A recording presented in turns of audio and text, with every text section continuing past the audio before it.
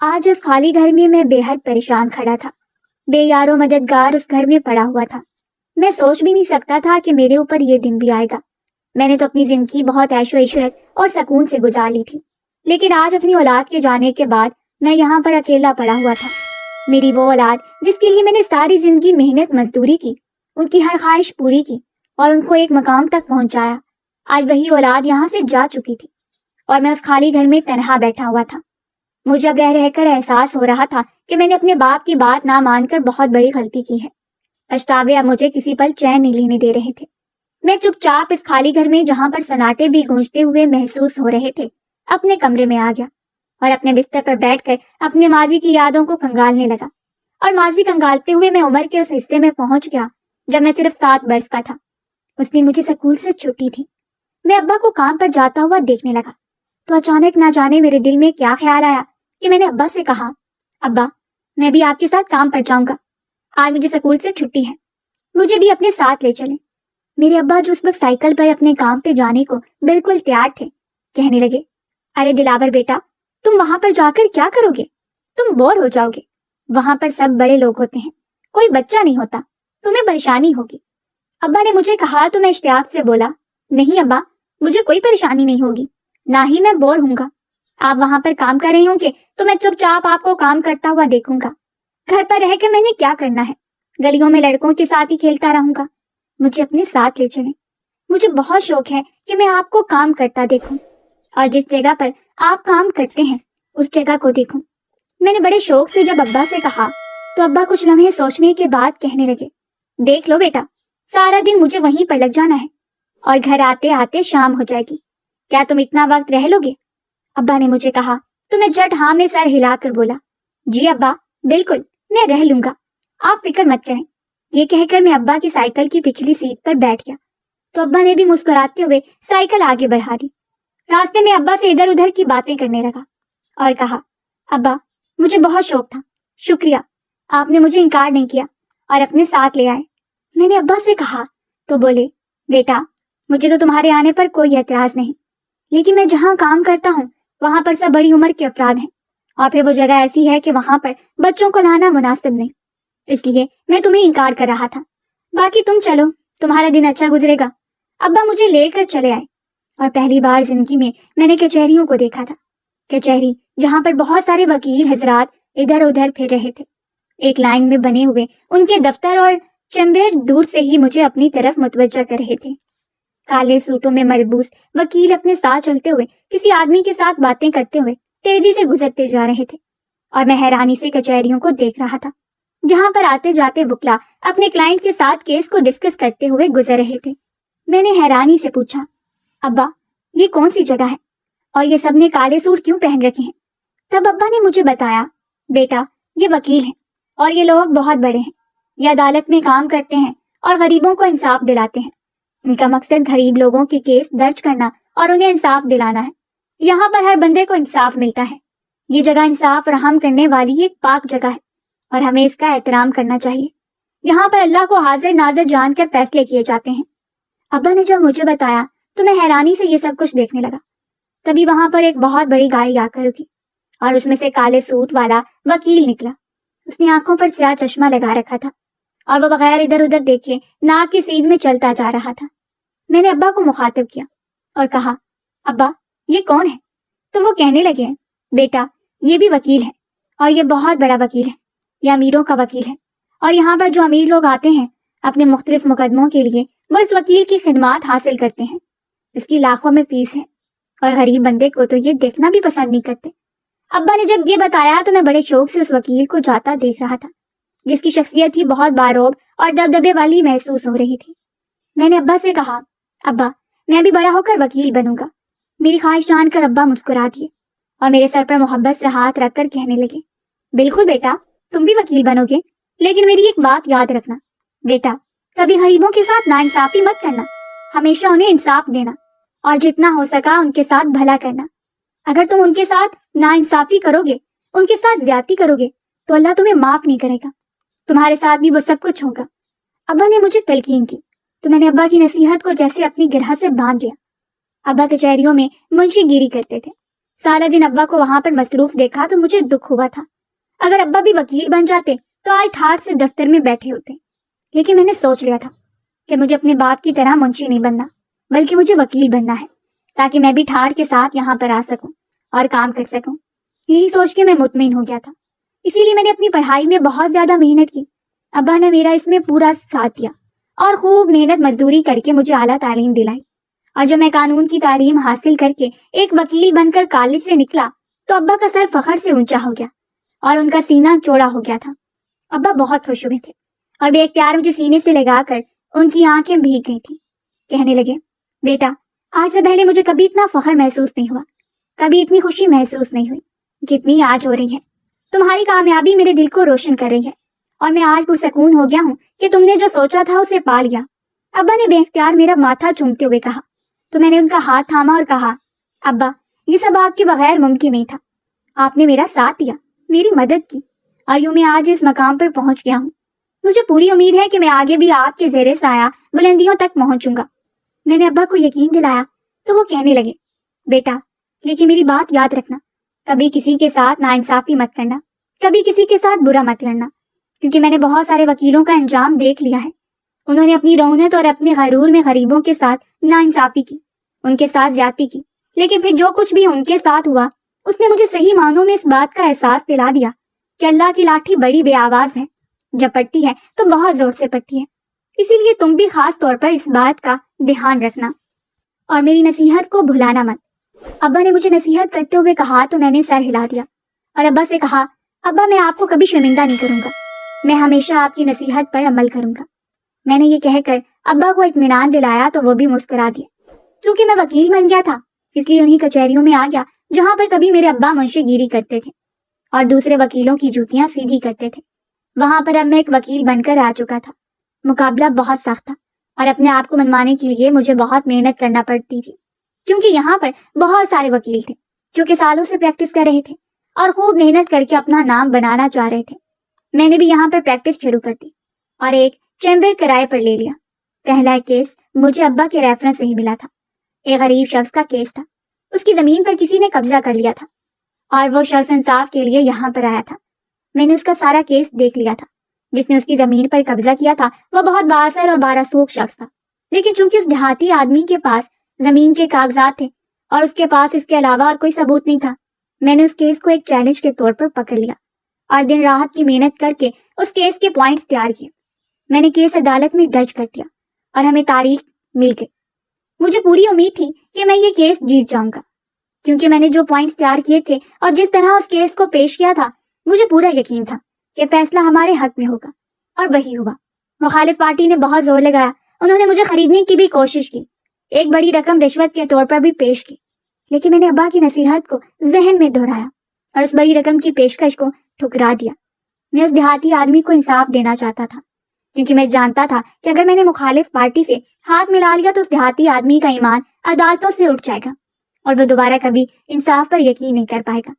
چند تاریخوں میں ہی عدالت نے فیصلہ سنا دیا اور دیہاتی آدمی کو اس کی زمین واپس مل چکی تھی۔ یہ کیس میرے لیے ایک بہت بڑا ٹرن آؤٹ ثابت ہوا تھا، اور اس کے بعد میرے پاس جیسے مختلف کیسوں کی بھرمار لگ چکی تھی۔ میرے پاس اب سر کو جانے کو فرصت نہیں ہوتی تھی۔ میرا سارا دن چیمبر میں بیٹھ کر نوٹس تیار کرتا اور رات کو مختلف کیسوں کے پوائنٹس نوٹ کر کے انہیں عدالت میں جمع کرواتا۔ مجھے اس طرح محنت کرتا دیکھ کر ابا بہت خوش تھے اور انہیں اس بات کا یقین ہو چکا تھا کہ ان کا بیٹا اپنا ایک نام بنا لے گا۔ آہستہ آہستہ میری محنت لوگوں کو نظر آنا شروع ہو گئی اور میں نے اپنا ایک مقام بنا لیا تھا۔ ابا میری کامیابی سے بہت خوش تھے۔ انہی دنوں میں انہوں نے میری شادی بھی کر دی اور میری گھریلو زندگی بھی شروع ہو چکی تھی۔ میں اب ایک کامیاب وکیل بنتا جا رہا تھا اور آہستہ آہستہ کب میرے اندر غرور آنے لگا مجھے پتہ ہی نہیں چلا۔ ابا نے جب پہلی بار اس بات کو محسوس کیا تو کہنے لگے، بیٹا، میں نے تجھے ایک نصیحت کی تھی جب تم وکیل بن کر نکلا تھا، میری اس نصیحت کو کبھی بھولنا مت، اسی میں تیری زندگی کا راز ہے اور اسی میں تیری کامیابی کی کنجی ہے۔ ابا نے ڈھکے چھپے لفظوں میں مجھے کہا تو میں نے ابا کی بات کو ہوا میں اڑا دیا اور یہی کہا، ابا، آپ کون سے زمانے کی نصیحتوں کی بات کر رہے ہیں؟ آج کل یہ سب کچھ نہیں چلتا، بس آپ دعا کریں اور میرے لیے اچھا سوچا کریں۔ میں جو کچھ بھی کر رہا ہوں اچھا کر رہا ہوں۔ آپ کو پتا تو ہے کہ اب میری فیملی بڑھ رہی ہے، بچے ہو رہے ہیں اور ان کی تعلیم وغیرہ کے اوپر اچھے خاصے اخراجات آئیں گے۔ اسی لیے میں چاہتا ہوں کہ ان کے لیے پہلے سے ہی کچھ بنا کر رکھوں تاکہ انہیں کسی قسم کی مشکل پیش نہ آئے۔ میں نے جو محرومیاں دیکھی ہیں، میں نہیں چاہتا کہ میرے بچے بھی وہ محرومیاں دیکھیں۔ میں نے ابا سے کہا تو ابا جیسے چپ سے ہو گئے تھے، انہیں جیسے اس بات کی امید نہیں تھی کہ میں ایسی کوئی بات کروں گا۔ میں نے اپنی دھن میں ابا کی خاموشی کو محسوس ہی نہیں کیا اور وہی کرنے لگا جو باقی وکیل کرتے تھے۔ میں نے ابا کی نصیحت کو یکسر بھلا دیا تھا اور اس راستے پر چل نکلا تھا جہاں پر سوائے بربادی کے اور کچھ بھی نہیں تھا۔ لیکن مجھے اس بات کا اندازہ نہیں تھا۔ جب تک مجھے اس بات کا پتہ چلا تب تک بہت دیر ہو چکی تھی۔ ایک دن اسی طرح میں اپنے دفتر میں بیٹھا ہوا تھا اور ایک کیس کے سلسلے میں کچھ اہم پوائنٹس بنا رہا تھا جب اچانک ایک عورت میرے چیمبر میں داخل ہوئی۔ اسے دیکھ کر میں نے ناگواری سے کہا، ارے بی بی، باہر جاؤ، سیدھی کمرے میں کیوں آ گئی ہو؟ جبکہ وہ عورت روتے ہوئے کہنے لگی، وکیل صاحب، میری ایک دفعہ بات سن لیں، میرے ساتھ بہت بڑی ناانصافی ہوئی ہے۔ میں اس ناانصافی کے خلاف عدالت کا دروازہ کھٹکھٹانا چاہتی ہوں۔ بس ایک بار میری بات سن لیں۔ مجھے پوری امید ہے کہ آپ میرا کیس لڑیں گے تو میں انصاف کی حقدار ٹھہرائی جاؤں گی۔ اس عورت نے جب مجھ سے کہا تو میں جو اسے بری طرح دھتکارنے لگا تھا، کچھ سوچ کر چپ کر گیا اور پوچھا، ٹھیک ہے، کہو کیا بات ہے؟ جو بھی کہنا ہے جلدی کہو، کیونکہ میرے پاس ابھی وقت نہیں ہے۔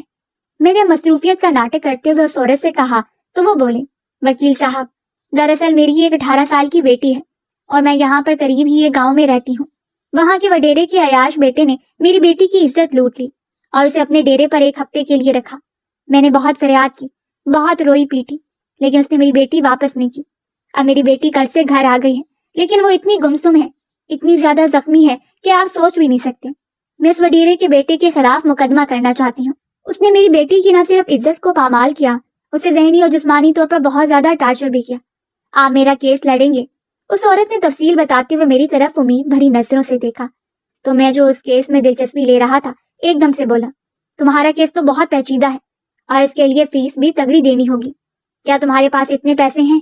میں نے اس عورت سے کہا تو کہنے لگی، وکیل صاحب، مجھے جہاں کہیں سے بھی پیسوں کا بندوبست کرنا پڑا میں کروں گی، آپ بس میرا کیس لڑیں اور میری بیٹی کو انصاف دلائیں۔ وہ معصوم سی بچی تھی جسے جانور نے نوچ کھایا، آپ اس کی حالت دیکھیں گے تو آپ کا کلیجہ بھی منہ کو آئے گا، اس عورت نے کہا تھا۔ میں نے اس سے ضروری تفصیل لے کر اسے کہا کہ کل اپنی بیٹی کو لے کر آنا، کیونکہ جب تک میں تمہاری بیٹی کا بیان نہیں لوں گا تب تک میں کیس نہیں کر سکوں گا، اور ویسے بھی عدالت میں اس طرح سے طرح طرح کے سوال کیے جائیں گے تو کیا تمہاری بیٹی ان سوالوں کے جواب دے دے گی؟ میں نے اس عورت سے کہا تو کہنے لگی، بالکل وہ دے دے گی، کیونکہ اسے بھی انصاف چاہیے، اس کے دل میں بھی اس جانور کے لیے بہت نفرت اور غصہ ہے۔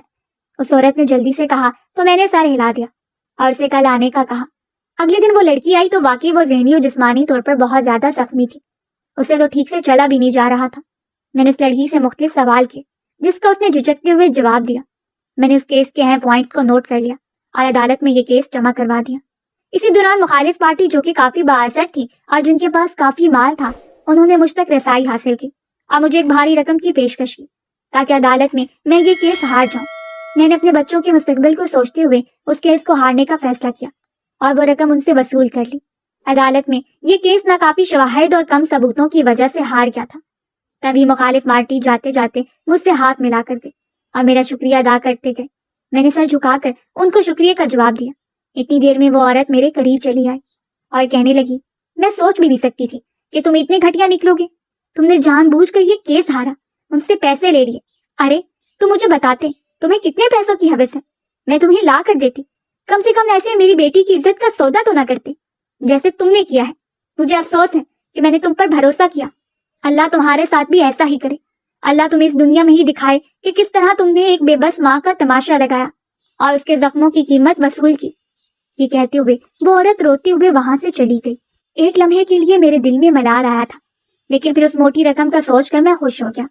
ابا بھی آج عدالت میں ہی موجود تھے کیونکہ انہی کچہریوں میں کچھ کام تھا، اور میرے کیس کا سن کر وہ ادھر اس کی کارروائی دیکھنے کے لیے چلے آئے تھے۔ ابا نے میری طرف بڑی عجیب سی نظروں سے دیکھا اور وہاں سے نکلتے چلے گئے۔ گھر آیا تو ابا نے اپنی عدالت میں حاضر کر لیا۔ کہنے لگے، میں نے تمہیں اس لیے وکیل بنایا تھا کہ تم غریبوں کی آواز بنو گے، ان کے لیے لڑو گے، ان کے حق میں کیس کرو گے، لیکن تم نے تو دوسروں سے ہاتھ ملا کر ان سے رشوت لینا شروع کر دی اور غریبوں کی عزت کا سودا کرنا شروع کر دیا۔ میں سوچ بھی نہیں سکتا تھا کہ تم ایسا کرو گے۔ تم نے میری نصیحتوں کو یکسر بلا دیا۔ ابا یہ کہہ کر رونے لگے تھے، جبکہ میں چپ چاپ کھڑا سنتا رہا۔ تب ہی پھٹ پڑا اور کہا، ابا میں یہ سارے اخراجات کیسے پورے کروں، کس طرح کروں؟ یہ سب اسی طرح پورا ہو رہا ہے اور ساری دنیا کے وکیل یہی کچھ کرتے ہیں. میں کوئی انوکھا نہیں کر رہا. آپ زیادہ باتیں نہ کریں اور نہ ہی اپنے دل پر لیں، اور خدا کا واسطہ ہے مجھے میرا کام کرنے دیں. میں بدتمیزی سے یہ کہہ کر چلا آیا اور اسی رات ابا کا انتقال ہو گیا تھا. وہ یہ صدمہ برداشت نہیں کر پائے تھے اور انہوں نے اپنی جان دے دی تھی. مجھے کچھ دن تو ابا کی موت کا بہت افسوس ہوا کیونکہ میں ان سے بہت محبت کرتا تھا، لیکن پھر اپنے کام میں مصروف ہو گیا. اب تو مجھے ابا بھی روکنے والے نہیں تھے. پہلے بھی میں ان کی نہیں سنتا تھا اور ان کی نصیحتوں کو بھلا چکا تھا. اب میں نے دونوں ہاتھوں سے دولت جمع کرنی شروع کر دی اور ایسے ایسے بڑے کیس لیتا تھا جس کی پارٹیاں اسٹرانگ ہوتی تھیں اور رشوت کے طور پر اچھی رقم دے سکتے تھے. سالوں کچہریوں میں کام کر کے میں نے بہت پیسہ بنا لیا تھا. میری اولاد پڑھ لکھ کر ایک اعلیٰ عہدوں پر پہنچ چکی تھی، جبکہ میں بڑھاپے کی دہلیز پر قدم رکھ چکا تھا. اب مجھ سے اتنا کام نہیں ہوتا تھا، اسی لیے میں کوئی اکا دکا کیس ہی لیتا تھا. میری ساری اولاد پڑھ لکھ گئی تھی اور ان کی شادیاں ہو چکی تھیں. میری بیوی کا انتقال پچھلے برس ہی ہوا تھا اور اس کے جانے کے بعد مجھے صحیح معنوں میں اپنی تنہائی کا احساس ہونے لگا تھا. میرا بڑا بیٹا تو اپنی فیملی کو لے کر لندن شفٹ ہو گیا اور وہیں پر مستقل سیٹل ہو گیا، جبکہ بیٹی کی شادی کر دی گئی تھی اور وہ آج کل کراچی میں مقیم تھی. وہاں سے بھی روزانہ آنا جانا ممکن نہیں تھا. میرا چھوٹا بیٹا آج کل آسٹریلیا جانے کی تیاری میں تھا اور وہ بھی وہاں پر جا چکا تھا. حالانکہ میں نے اسے بہت منع کیا تھا اور کہا تھا کہ تم میرے پاس رہو، اس طرح اکیلے گھر میں کیسے رہوں گا؟ میں نے ساری زندگی تم لوگوں کے لیے کمایا اور اب بڑھاپے میں تم لوگ مجھے چھوڑ کر جا رہے ہو. جبکہ وہ کہنے لگا، پاپا ہمیں بھی اپنا مستقبل بنانے کی ضرورت ہے. یہاں پہ اس ملک میں اتنا سکوپ نہیں ہے، آپ مجھے جانے دیں. اور ویسے بھی کب تک ہم آپ کے ساتھ رہیں گے؟ ہمیں پابند مت کریں. میرا بیٹا بھی مجھے چھوڑ کے جا چکا تھا اور آج اس خالی گھر میں بیٹھے ہوئے میں یہ سوچ رہا تھا کہ کس کے لیے میں نے اتنی محنت کی، کس کے لیے میں نے اتنی دولت کمائی، جب آج اس خالی گھر کے علاوہ میرے پاس اور کچھ بھی نہیں تھا. میری ساری اولادیں اپنے اپنے نئے آشیانے بنائے ہوئے وہاں پر جا کر مقیم ہو گئی تھی اور میں یہاں پر خالی گھر میں تنہائیوں اور سناٹوں کے ساتھ رہ گیا تھا. اگر میری بیوی زندہ ہوتی تو شاید مجھے یہ سناٹے اور تنہائی اتنی محسوس نہ ہوتی، لیکن وہ تو پہلے ہی مجھے چھوڑ کے جا چکی تھی اور میری اولاد میری نکلی ہی نہیں تھی. اگر وہ میری ہوتی تو کبھی مجھے اس طرح چھوڑ کر نہ جاتے. مجھے اب ابا جان کی وہ نصیحت یاد آنے لگی جو اکثر وقتاً وہ مجھے کرتے رہتے تھے. ابا نے مجھے حلال کا نوالا کھلایا تھا، اسی لیے آخری دم تک میں نے ابا کی خدمت کی تھی، جبکہ میں نے اپنی اولاد کو حرام کا نوالا کھلایا تھا، اس لیے انہوں نے مجھے بھی کچھ نہیں سمجھا اور اپنی دلچسپی اور مستقبل کو ترجیح دیتے ہوئے یہاں سے چلے گئے تھے. مجھے صحیح معنوں میں خود پر افسوس ہو رہا تھا. آخر کیوں میں نے اتنی محنت کی؟ کیوں میں نے اپنے باپ کا حکم نہیں مانا بلکہ اپنی اولاد کی خاطر اس راستے پر چل پڑا؟ آج مجھے شدت سے احساس ہو رہا ہے کہ میں غلط تھا. مجھے ابا کی بات مان لینی چاہیے تھی اور انہی کے بتائے ہوئے راستے پر چلنا چاہیے تھا. اگر میں نے اپنی اولاد کی خاطر حرام دولت نہ کمائی ہوتی تو آج وہ میرے ساتھ ہوتی اور اس گھر میں بھی خوشیاں ہوتی، رونق ہوتی.